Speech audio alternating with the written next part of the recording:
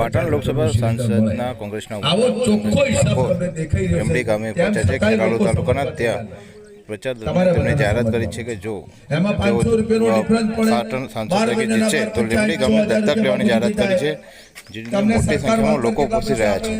ખેડૂતને આપે 2006 મહિને, બીજા 2006 મહિને 4000 રૂપિયા આપે ને, 4000 રૂપિયા આપે એની અમે 6000 રૂપિયા તો લઈ જાય છે. ગેસના સિલિન્ડરમાંથી 2000 તો વધારે લઈ જાય છે. એટલે તમારે લોકોને તમારા પૈસા, ખેતીના પૈસા, આજે તમે ટ્રેક્ટર લાવતા તો કેટલા મળતું હતું? ટ્રેક્ટર આજે કોંગ્રેસના શાસનમાં 2.5 લાખ રૂપિયામાં મળતું હતું.